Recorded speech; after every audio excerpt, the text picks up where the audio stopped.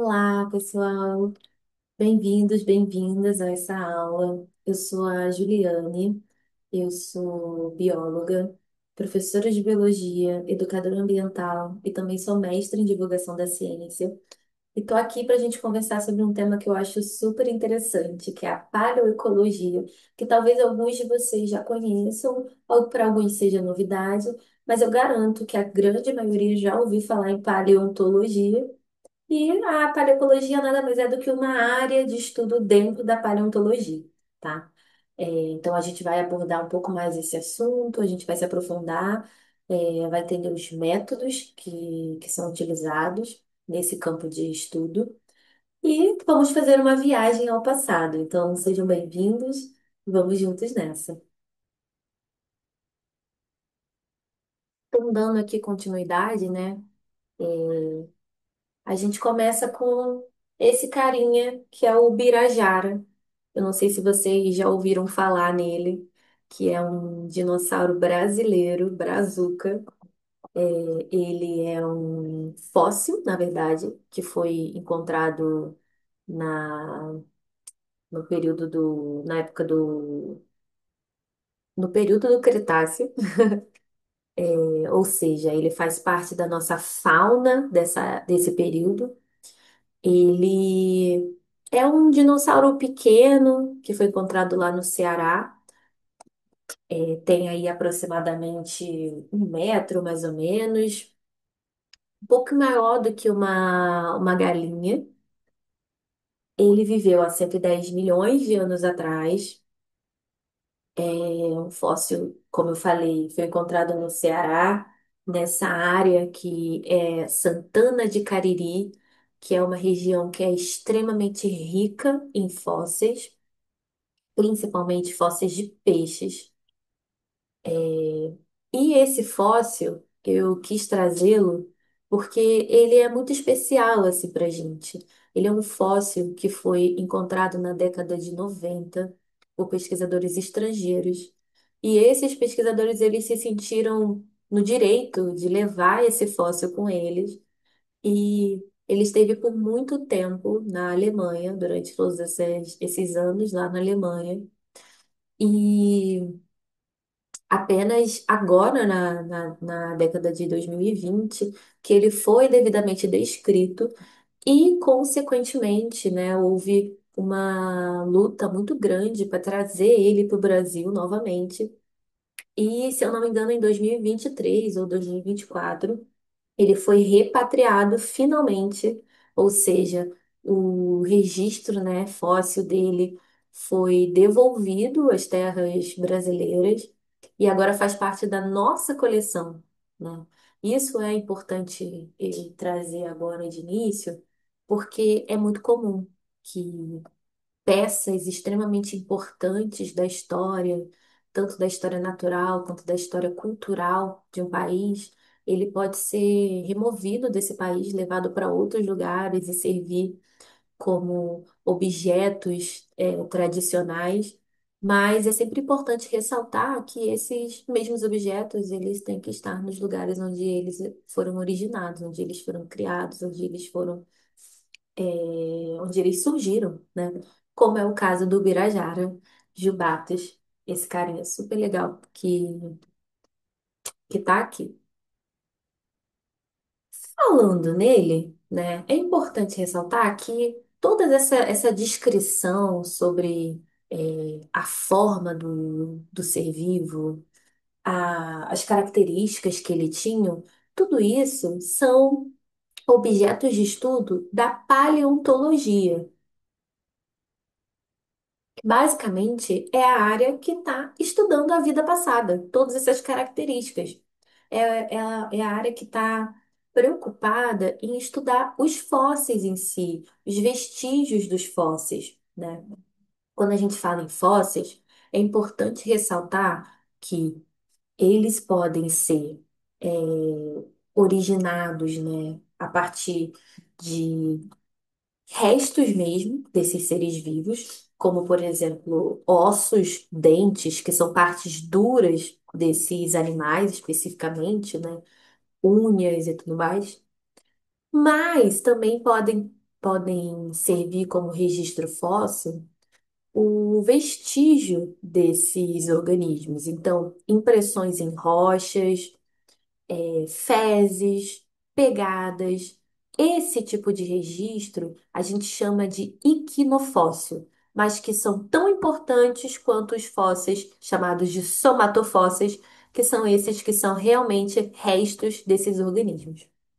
Então, aqui eu trouxe o exemplo do plesiosauro, um réptil de aproximadamente 135 milhões de anos. A japenga, uma impressão de uma folha numa rocha de 120 milhões de anos. E aqui tem um artrópode, né, um pequeno inseto que foi preservado numa resina que é chamada de âmbar, que é produzida por uma árvore.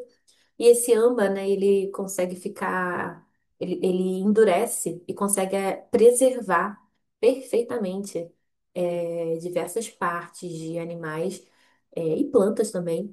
Mas é bastante comum encontrar fósseis de insetos e pequenos vertebrados, pequenos artrópodes, principalmente, em âmbar. Aqui eu trouxe a nível de curiosidade um pouco para a gente explorar os nossos dinossauros brasileiros, né? Então opa, a gente tem o Amazonossauros maranhenses, que é um animal de porte médio, digamos assim, que chega a 5 metros, chegava a 5 metros de altura. Ele viveu 125 milhões, 110 milhões de anos atrás. Lá no Maranhão, um animal de corpo muito alongado, né? Um animal bastante imponente, digamos assim. A gente também tem o Aratasaurus museuchinale, que é um animal pequeno, de 3 metros, comparado com outros dinossauros, claro, né? Importante destacar aqui a comparação. Viveu aí há cerca de 115 milhões de anos. E era um animal carnívoro, vivia em bando, se alimentava de animais de pequeno e médio porte. O birajara, a gente já falou sobre ele, né? Um animal bem pequeno comparado com outros dinossauros. E a gente tem aqui o Oxalaia quilobensis, que a gente já vê aí um animal com um porte bem grande, né? Chega aí a 12 metros de altura, um animal bastante imponente, né? Se a gente for levar em consideração o tamanho deles, que o tamanho faz uma diferença, né, na imposição. E é um animal comparado com os outros mais recentes, de 95 milhões de anos, e é considerado o maior dinossauro carnívoro que habitou aqui o nosso país. Podia pesar até 7 toneladas. E a gente tem outros habitantes brasileiros que também são tão importantes quanto esses dinossauros. A gente tem a Luzia, que é o fóssil humano mais antigo, né, encontrado no Brasil e na América do Sul. É um fóssil que sugeriram, né, que pertence a uma mulher de aproximadamente 20 anos e que viveu aí há cerca de 11 mil anos atrás. O Luzio, que foi encontrado em São Paulo, ele é considerado o ancestral de todos os povos indígenas, os povos originários do nosso país. E a gente tem aí, por último, a preguiça gigante, encontrada em Minas Gerais, que foi encontrada em 2022, que é super recente, um animal que media cerca de 6 metros de altura. Agora vocês imaginam um prédio de 6 metros de altura e uma preguiça do lado dele. Ela fez parte, né, dessa chamada megafauna brasileira, que tinham animais de grande porte e que acabaram não sobrevivendo a alguns eventos que aconteceram e acabaram sendo substituídos por outros animais. Beleza. A paleontologia, então a gente já sabe do que ela está interessada, mas e a paleoecologia? Basicamente, ela tem outras perguntas para responder, tá? A paleoecologia, ela está interessada nas relações em que esses seres vivos estabelecem tanto com outros seres vivos, como com o ambiente em que esses seres estão. Ou seja, ele vai estudar ali os ecossistemas em que eles estão. Assim como a ecologia atualmente estuda as interações de seres vivos com o ambiente e com os outros seres vivos, a paleoecologia ela vai fazer isso também, só que de organismos que estão lá no passado. Nesse caso, então, os fósseis da paleontologia, eles vão servir para estudar os paleoambientes e os paleoclimas, de determinados períodos, de determinadas épocas de interesse dos pesquisadores que estão aí apontando as suas pesquisas.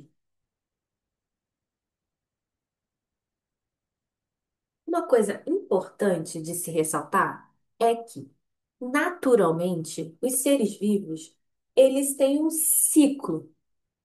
A matéria orgânica que está compondo os seres vivos passa por uma ciclagem. Ou seja, aqui a gente tem o exemplo dos fitoplânctons, que estão vivendo a sua vida normalmente. Eles têm dois caminhos, né?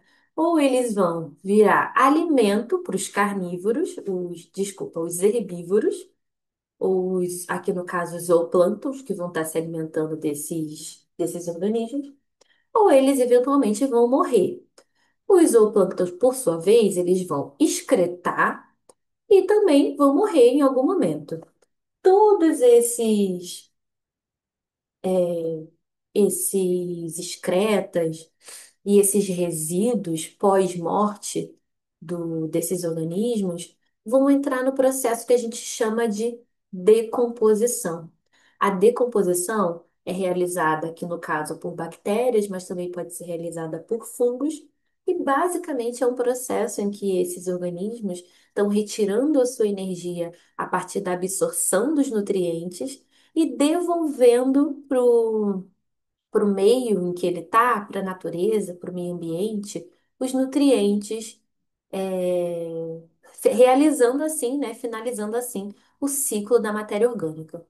Mas quando a gente pensa nos fósseis, basicamente o processo de fossilização ele interrompe essa lógica do ciclo da matéria orgânica.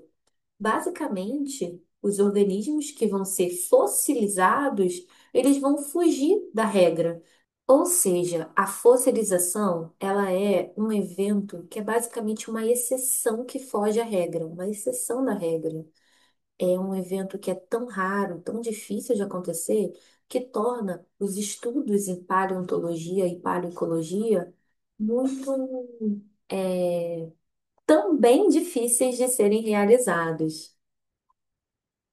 Dessa forma, a gente consegue situar que a paleoecologia ela tem limitações. As limitações, elas esbarram no processo de fossilização, nessa dificuldade, né, de que ocorra esse evento. Precisam ter fatores ambientais que vão facilitar esse tipo de preservação dos organismos. Mas, quando, né, passa para a etapa dos estudos, as limitações elas ocorrem por meio da, da- das ausências, digamos assim, de completude das coisas, né? Então, os registros que se tem dos organismos e das comunidades que se estabelecem, eles são registros incompletos. Dificilmente a gente consegue um organismo com todas as partes as partes duras, no caso, né? Do, do corpo dele, né? A gente já parte do princípio de que a gente não tem as partes moles desses seres. Então, é, a dificuldade ela se estabelece pela falta de material substancial. Então, boa parte dos estudos acabam trabalhando com inferências, com previsões, com extrapolações do que a gente vê hoje em dia e do que a gente está vendo da história do passado, né? Outro tipo de limitação que a gente tem é que toda essa reconstrução do ambiente, ela é indireta, ou seja, depende de outros estudos que vão estar trazendo algumas informações e dicas de como aquele ambiente era. Então, esses estudos, tanto estudos sedimentológicos dos sedimentos, das rochas, e estratigráficos das camadas dessas rochas, vão estar indicando aí caminhos para análise dos estudos dentro da área da paleoecologia. Então, a gente tem a paleoecologia bebendo de áreas de estudo diferentes que vão estar complementando esse campo super importante. Então, a gente começa aqui com a paleontologia, que a gente já falou bastante, né? Que é basicamente os fósseis indicando ali como que eram os ambientes, como que eram o clima, como que eles interagiam, né, entre si. A estratigrafia, ela vai trazer os estratos dos sedimentos, porque os fósseis, eles ocorrem nas rochas, e quanto mais profundo estiverem essas rochas, é um indicativo de que mais antigos são esses fósseis. Outra área de estudo também é a sedimentologia, que basicamente estuda as características litológicas das rochas, das unidades sedimentares. E essas características, elas vão indicar, sim, os ambientes em que elas foram originadas. E, por fim, a gente tem a geoquímica, que vai trazer os marcadores geoquímicos, os compostos moleculares, os isótopos de oxigênio, de carbono, de hidrogênio, que são importantes para demarcar algumas características químicas que acabam trazendo informações importantes sobre esses organismos. Para ajudar a organizar esse conhecimento, foi criado o tempo geológico, a tabela do tempo geológico, que basicamente é uma escala de tempo que compreende toda a história da Terra, desde a sua formação até os dias atuais. Basicamente, ela é dividida aí em etapas, né? Unidades que são classificadas como éon, era, período, época.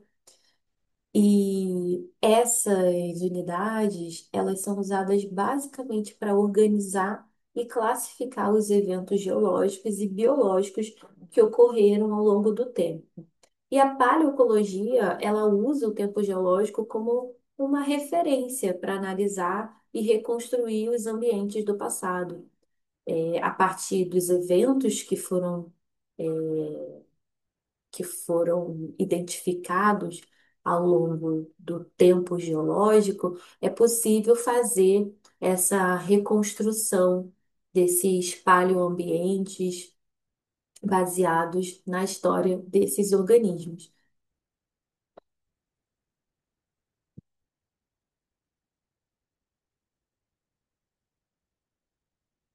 Bom, e aí a gente entra mais profundamente aqui na paleoecologia de fato, né? Quais são os interesses que os pesquisadores dessa área têm, né? E como que eles se dividem? Basicamente, a ecologia do passado, ela pode ser estudada de uma forma mais individualista, ou seja, uma autoecologia, né? E aqui a gente está falando, né? Como a gente está falando do passado, vai ser a paleoautoecologia. Basicamente, ela vai estar interessada em estudar a nível de organismo, a nível individual e a nível de população, ou seja, o conjunto de indivíduos que são da mesma espécie de uma determinada área, de uma determinada região. Então, a autoecologia, ou a paleoautoecologia, no caso, ela foca em organismos e população. Já a cinecologia na ecologia, ela está preocupada em estudar as interações, ou seja, como que diferentes populações interagem no ambiente. E aqui a gente já está falando de comunidade. E como que esses organismos interagem com os fatores abióticos desse ambiente. E aí a gente já introduz a ideia de ecossistema.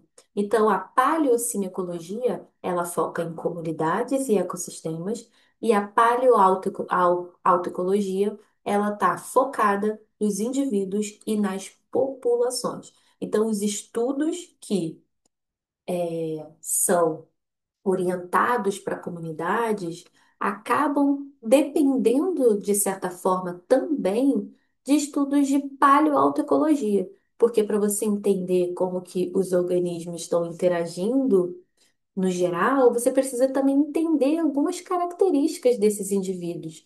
Então, a galera que estuda a cinecologia do passado também precisa ter uma ideia de como que está ocorrendo a autoecologia desses organismos de interesse. E é importante também ressaltar que, em muitos casos, é utilizada uma abordagem uniformitarista. É mais realmente essa ideia de uma coisa uniforme, uma coisa que a gente tem compreensão do hoje e acaba fazendo uma comparação com as coisas do passado. Então, um ponto principal é os níveis tróficos atuais são os mesmos do passado. Então, isso é levado em consideração para facilitar o desenvolvimento das relações, da compreensão, né, dessas relações ao longo do tempo. Outra coisa também importante é que os processos naturais, outra coisa importante que é levada em consideração, né? Os processos naturais que a gente observa hoje, como erosão, sedimentação, crescimento de plantas, comportamento animal, tudo isso também aconteciam no passado, aconteciam da mesma forma no passado. Então é meio que uma comparação com algo que é mais seguro, né? Com algo que a gente já conhece, com algo que já está estabelecido. Então, a gente nunca pode bater completamente o martelo, né? No, no, nos estudos sobre paleoecologia e paleontologia, porque de fato a gente está trabalhando com processos muito antigos. A gente está trabalhando com organismos muito antigos, com materiais que são ínfimos de informação que a gente consegue absorver, que a gente consegue extrapolar, mas ainda assim consegue se eles conseguem realizar análises que são muito bacanas e muito coerentes, assim, com o conhecimento que a gente tem.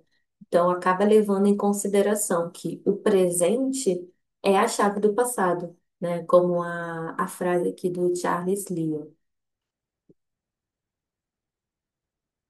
E agora falando um pouco mais dos métodos que são utilizados na paleoecologia, eu trouxe só alguns para vocês, mas existem outros também que são utilizados nas áreas de estudo. A primeira que eu trouxe é a palinologia, que é o estudo de grãos de pólen preservados em camadas de sedimentos. Os grãos de pólen, eles são importantes porque a partir do estudo deles, da análise genética deles, é possível estabelecer qual era o tipo de vegetação daquele ambiente. E a gente não consegue imaginar um ambiente sem vegetação, basicamente, né? Então, a partir das análises filogenéticas, a gente consegue fazer correlações com organismos que a gente conhece e identificar se esse organismo é um organismo que estava adaptado a um ambiente mais frio, a um ambiente mais quente, a um ambiente com mais salinidade, a um ambiente com menos salinidade, a um ambiente, a diversos ambientes, no caso, né? Que as plantas elas dão essa essa pista, né, de como que eram os ambientes. Então a gente consegue reconstituir esse paleoambiente a partir da análise palinológica, a análise dos pólenes. Outro tipo de análise que é extremamente importante na paleontologia e na paleocologia é a análise dos isótopos. Aqui eu destaquei os de carbono e de oxigênio, que talvez sejam os mais relevantes para alguns estudos. Vou dar um aumento aqui para a gente dar uma olhada e tentar relembrar quem acabou esquecendo que são os isótopos, né? Aqui eu tenho três isótopos de carbono. Isótopos, basicamente, são átomos que têm o mesmo número de prótons, mas que diferem, são diferentes em números de nêutrons, e acaba tendo a sua massa total com um número modificado. Então, o carbono com maior quantidade na natureza é o carbono 12, que é um carbono estável, e a gente tem os seus isótopos, o carbono 13 e o carbono 14. Basicamente, o carbono 13 ele tem um nêutron a mais e o carbono 14 tem dois nêutrons a mais. O carbono 14 ele acaba sendo um carbono, um átomo, que ele é mais instável. Eles são o mesmo elemento químico, mas eles são átomos, né, diferentes, são isótopos, né? Nesse caso aqui do carbono 14, ele é um átomo radioativo e ele acaba tendo sendo fácil de analisar ele por conta da facilidade de decaimento radioativo que ele tem.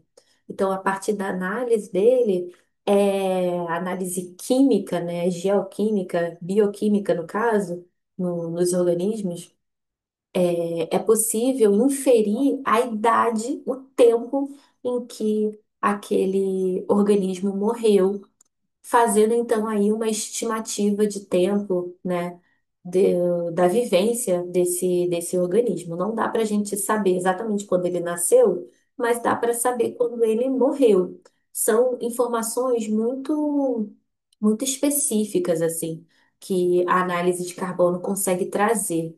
Então, acaba dando um respaldo muito grande para os pesquisadores da área. Então, os isótopos, eles basicamente, né, aqui no caso do carbono, ele vai ser incorporado nos seres vivos ali pelo meio dos produtores, por meio da fotossíntese, né, em que eles estão ali absorvendo o CO2 na atmosfera, e esses carbonos, eles estão na atmosfera, então o carbono 14 ele eventualmente vai ser incorporado nas plantas e os animais eles vão conseguir a partir da alimentação dos herbívoros com as plantas e os carnívoros comendo os herbívoros e assim por diante. Então esses isótopos eles são incorporados ao organismo a partir desse processo, né, de fotossíntese e da alimentação.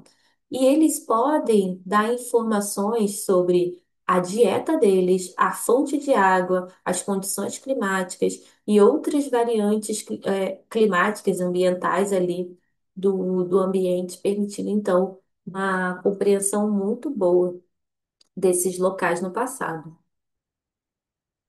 A tafonomia é uma outra área importante que facilita os estudos da paleoecologia. Ela basicamente vai estar trazendo como os restos fósseis eles são preservados.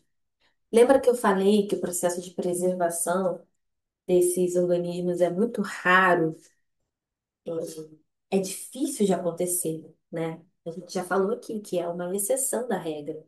Então, entender como que esses organismos são fossilizados é muito importante, porque a gente acaba entendendo um pouco ali dos fatores ambientais que estão envolvidos nesse processo. O quanto o quanto de sedimentação, o quanto de erosão levando os sedimentos para o local, se a área ela foi alagada e aí a água também tem esse poder de levar os sedimentos para um determinado local. Então a taxonomia ela vai dar muitas pistas e uma orientação importante para os estudos de paleoecologia. Aqui a gente tem uma relação das comunidades em que ocorre. Então, a gente tem a biocenose, que é a comunidade viva, a partir do momento, né, que essa comunidade ela morre, que os organismos vão morrendo, a gente tem a tanatocinose e a gente tem dentro da tanatocinose os organismos que não são preservados.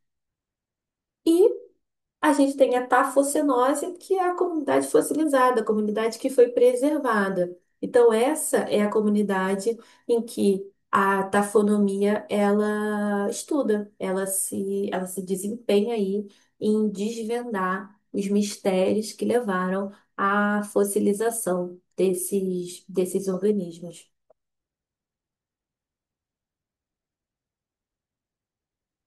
E para completar esse arsenal de métodos, né, a gente tem aí os modelos de reconstrução de hábitats que geram essas imagens belíssimas, essas imagens super complexas, né? A partir, obviamente, das informações que são retiradas desses outros métodos que eu falei, conseguem criar, né, essas artes, essas imagens, essas reconstruções do ambiente, fazendo toda essa ilustração, né, do que os cientistas estão tentando trazer para a gente nos artigos científicos. E aí a gente já entra para alguns parâmetros que são observados na paracologia e a gente consegue fazer algumas análises a partir desses parâmetros. Então, a morfofisiologia desses organismos acabam dando pistas para ajudar na compreensão de como que eles viviam, quais eram os ambientes e até o tipo de alimentação que eles tinham, o tipo de dieta que eles tinham naquela época. Então, por exemplo, aqui a gente tem os dentes do megalossauro e a gente percebe claramente a presença de ossos de dentes caninos, né? E a relação que a gente faz é que esses caninos, eles eram adaptados para comer carne. E dessa forma, a gente estabelece diretamente que esses animais são animais carnívoros. Da mesma forma, a gente olha para um corpo de um ictiosauro e a gente percebe esse corpo alongado, esses membros achatados, parecendo com nadadeiras, e a gente acaba concluindo que esse animal era um animal aquático. Provavelmente um animal marinho, mas claramente um animal aquático, né? Com a sua forma de adaptação, de transporte bem clara, bem estabelecida no, no registro fóssil desses organismos. Outro ponto importante são os fatores ambientais e a- os padrões que são observados nos variantes, né, nas variações dos organismos. Então, por exemplo, os anéis de crescimento que a gente tem das árvores estão diretamente relacionados às épocas de precipitação chuvosa, né? Então, os anéis que são mais finos são resquícios, né, de um período de seca. Os anéis mais grossos acabam indicando um período aí de mais precipitações. Então, a análise desses padrões de anéis conseguem estabelecer um pouco do que a gente, né, consegue observar, na verdade, do que a gente consegue inferir de como eram os regimes de chuvas do período em que essa árvore ela cresceu. Outra coisa é a relação entre as extremidades dos membros e a temperatura ambiental, temperatura do ambiente.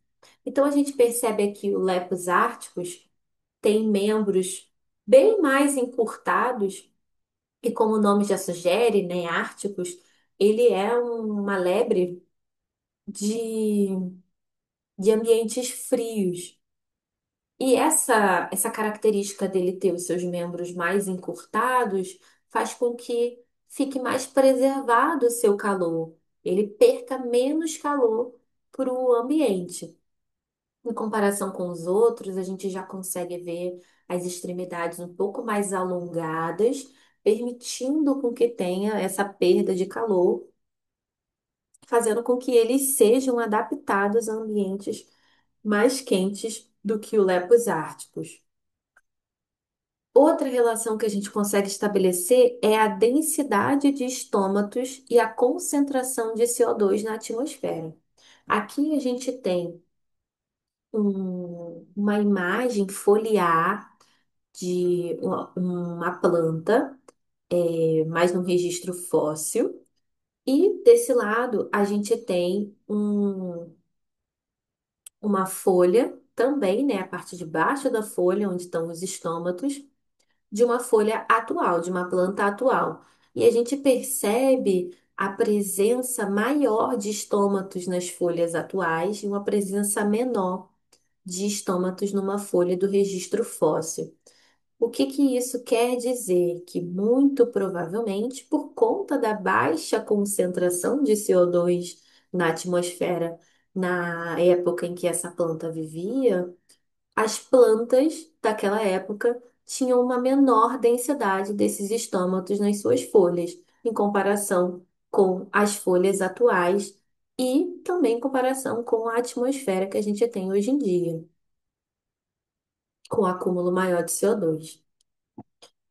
Eu trouxe para vocês um estudo da Universidade de Lavras de duas pesquisadoras que encontraram, né, uns registros de árvores do cedro, especificamente do cedro, e a partir da análise dos anéis de crescimento dessa árvore, elas conseguiram, reconstruir um padrão de clima, um padrão climático da Amazônia. Então, os estudos eles foram realizados com cedro, porque é uma árvore que ela é afetada diretamente pelo regime de chuvas.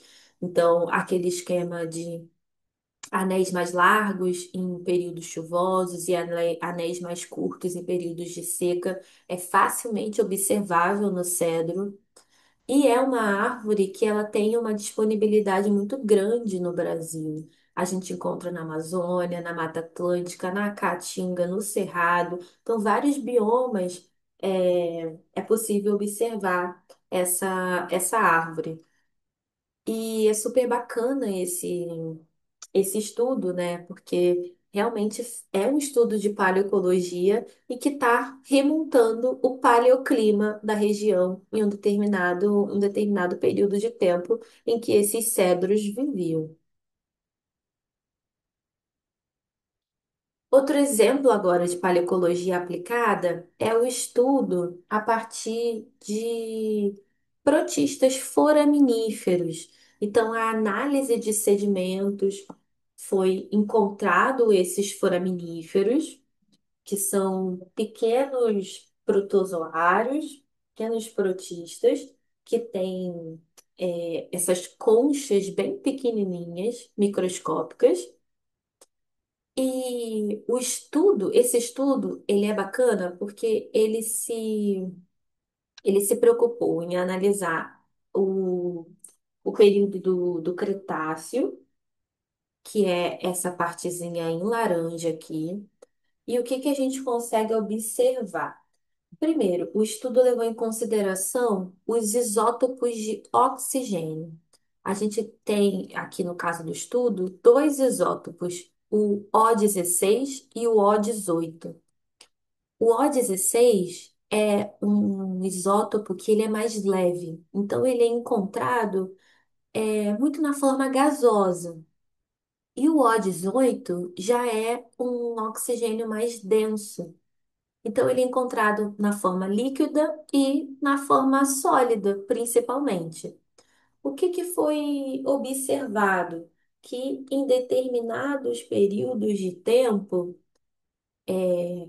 era observado a presença maior de oxigênio 18, O18, e nesses períodos eles estabeleceram que tinham períodos glaciais nesse, nesse período de tempo, que está demarcado aqui por essas linhas verticais em azul. E os outros períodos eram encontrado maior quantidade o oxigênio 16, que era uma alusão, né, uma indicação, um indicativo de que tinham temperaturas mais elevadas, porque esse oxigênio ele é mais comum, né, em, em compostos gasosos. Então, o estudo ele traz um pouco dessa remontagem também do paleoclima de uma determinada área lá nessa época, nesse período do Cretáceo. Outro estudo legal que eu trouxe é o estudo do mangue, na Europa na época do Mioceno, que é aproximadamente aí 20 milhões de anos atrás, 26 milhões de anos atrás. Aqui o que os pesquisadores utilizaram foram grãos de pólen de uma planta de mangue, que é a Vicênia. A gente tem aqui os grãos de pólen atuais e os grãos de pólen fossilizados de 16 milhões de anos atrás. Esses, e aqui a gente tem uma imagem de um mangue avicênia atual para ilustrar, né, essa planta. Basicamente, o mangue, a avicênia principalmente, ele ocorre em determinadas áreas do planeta, determinadas áreas que são muito específicas, tá?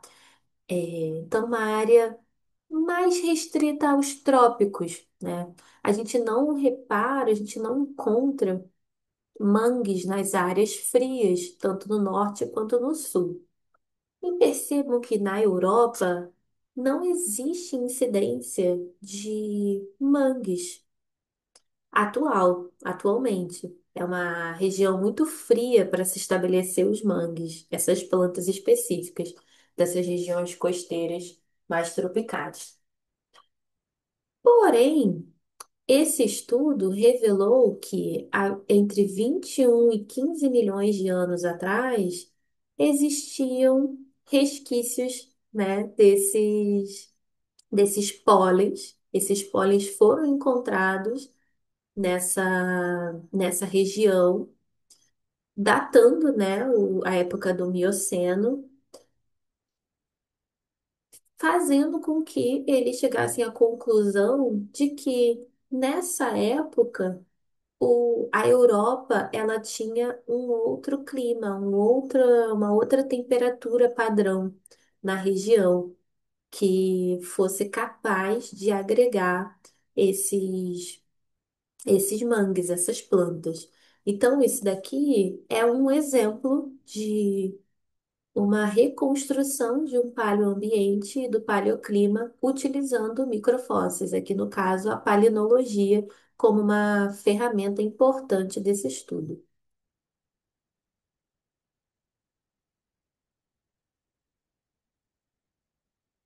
Outros estudos muito comuns são as interações de predadores e presas, que a gente consegue ver com muita facilidade alguns estudos tratando sobre essa relação ecológica. Então, aqui eu trouxe dois exemplos.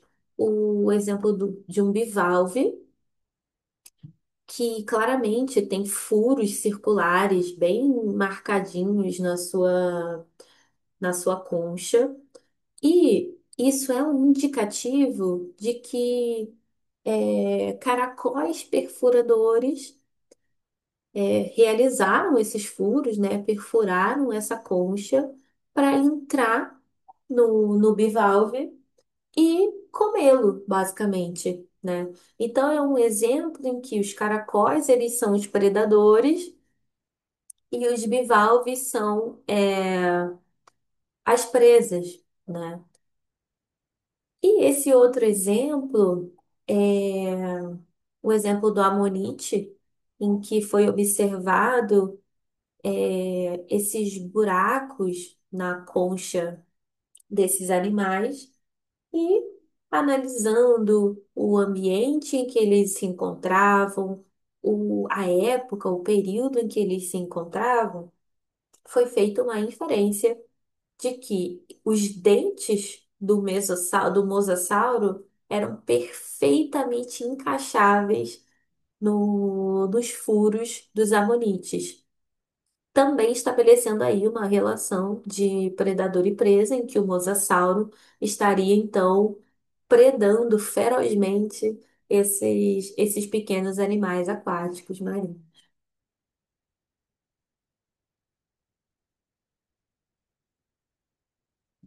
Aqui eu trouxe para vocês uma matéria da Folha que traz algumas imagens que a gente vai poder observar.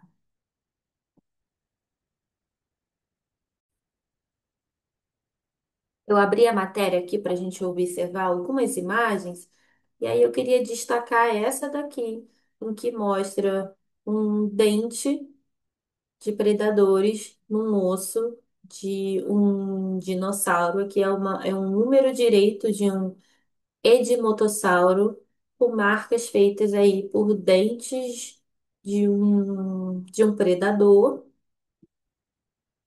E aqui também a gente tem as marcações de predadores, por meio dessas setas. A gente vê marcas que claramente não fazem parte do corpo do organismo, né? Mostrando aí uma interação entre predadores e presas. No caso, né, aqui a gente tem o vestígio do predador e os ossos, né, das presas. Aqui também tem outro. As setinhas, elas estão marcando essas regiões em que tem essas pistas.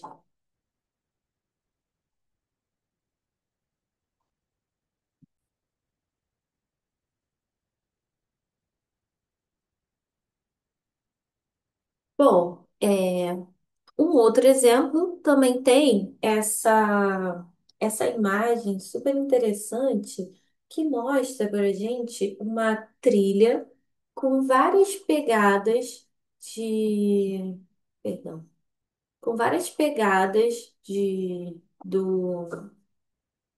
dos saurópodes. E o mais interessante aqui da observação é que essas trilhas, essas pegadas, elas têm uma orientação, elas têm uma direção. E além disso, elas estão dispostas paralelamente, muito próximas. Isso é um indicativo de que esses animais realmente andavam em grupos, andavam em manada, tinham uma organização, né? Seja provavelmente, né, eram organismos da mesma família, organismos, animais maiores, animais menores, e a partir, né, da análise desses, desses iquinofósseis, é possível então estabelecer um pouco de como que eles se relacionavam, né? Essa questão do coletivo, deles andarem coletivamente. É uma forma de proteção do grupo, uma forma de facilitar o conseguir o alimento, enfim, algumas questões que podem ser levantadas a partir dessa organização de grupo dos saurópodes. Bom, e eu trouxe também alguns exemplos de pesquisas brasileiras que foram estabelecidas ao longo desses últimos anos. Essa primeira é uma pesquisa do Instituto de Geociências da UFRJ e tem o título Paleoecologia e Paleogeografia dos Moluscos e Equinoides, da Formação Romualdo Apitiano-Albiano, da Bacia do Araripe, no Brasil. Como eu falei para vocês, a região ali do Ceará, do Araripe, do Cariri, é uma região extremamente rica, muito biodiversa de fósseis, principalmente de peixes.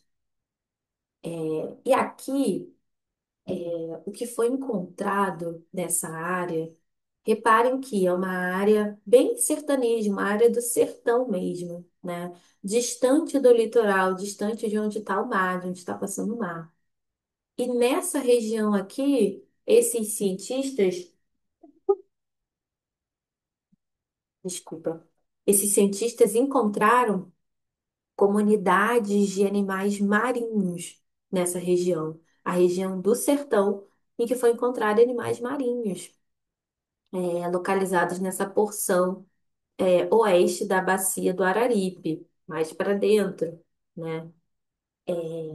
Então, isso é interessante. Pensar que há alguns anos atrás, alguns bilhões de anos atrás, essa região era tomada pelo mar, ou era muito próxima do mar, em que possíveis tempestades conseguiam levar esses animais lá para essa região. Então, traz uma pista de que essa área ela era mais salina, ela tinha, né, uma porção maior de salinidade.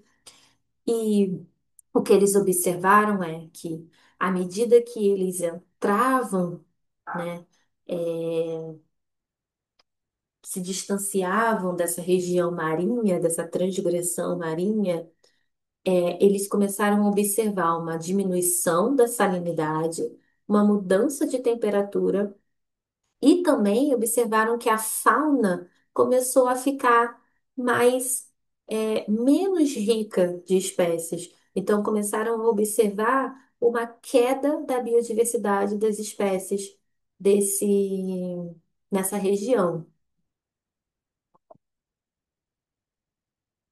Outro estudo, agora é do sul, tem como objeto de estudo aí as interações parasito-hospedeiro, lá no litoral do sul. Então, é uma região do Rio Grande do Sul, uma região litorânea, né, litorânea. E o que que eles observaram? Pegaram, a partir, né, do registro sedimentar, em que estavam localizados esses animais, alguns gastrópodes, alguns bivalves, e eles observaram um padrão de parasitas, trematóides e genéticos, em que eles concluíram que esses animais sofriam de parasitismo por esses outros animais, esses vermes trematóides, né? E a partir dos estudos que se tem hoje em dia, eles até indicaram a família em que esses vermes pertenciam, a família Gymnophalide. Então, é mais um caso de um tipo de relação ecológica que a paleoecologia, né, estaria interessada ali para entender, né, essa história, né, essas relações do passado. E para completar os exemplos, eu trouxe um estudo que foi realizado no norte, na região amazônica, que tem como título O que os dados paleoecológicos nos dizem sobre o antropoceno na Amazônia. Quando eu mostrei para vocês aquela escala do tempo geológico, a última época que está estabelecida na escala é o Holoceno. Só que algumas linhas de pesquisa, elas estão orientadas na reformulação dessa escala, incluindo uma nova época que seria o Antropoceno. Isso não está estabelecido, é uma área em disputa, é uma questão que tá em disputa entre os pesquisadores. Mas o Antropoceno seria basicamente uma época, essa época que a gente está vivendo hoje, em que o ser humano, a partir da sua lógica de manipulação, de construção, já modificou tanto a Terra que, de certa forma, é determinante como uma época específica do tempo geológico, tá? Então, isso seria o Antropoceno. E o estudo, ele analisou alguns outros estudos que foram realizados, estudos paleoecológicos realizados na Amazônia, que utilizaram quatro áreas: campos elevados, terras pretas, os Anjas e os geoglifos. A partir dessas áreas, eles observaram que os, os humanos daquelas épocas utilizaram várias técnicas diferentes para modificar o ambiente, para modificar a terra.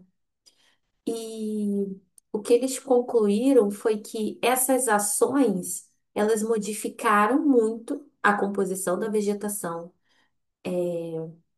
Eles fizeram vários processos de domesticação de plantas e tudo mais.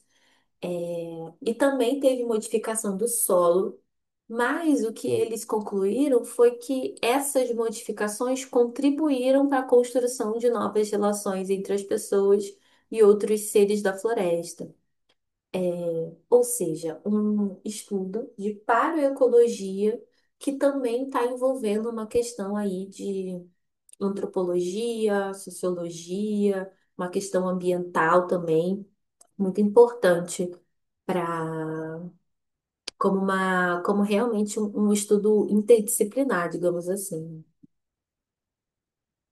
Bom, para fechar, eu queria trazer a ideia, né, de que a paleoecologia ela traz conhecimentos que vão trazer informações do passado que a gente pode estar utilizando para prever eventos do futuro. Então, com conhecimento das características e condições presentes no registro fóssil, podemos utilizar dessas informações para avaliar tendências atuais e futuras, tendo em vista que a convergência atual prevê aumentos consideráveis da temperatura média global e do nível relativo do mar.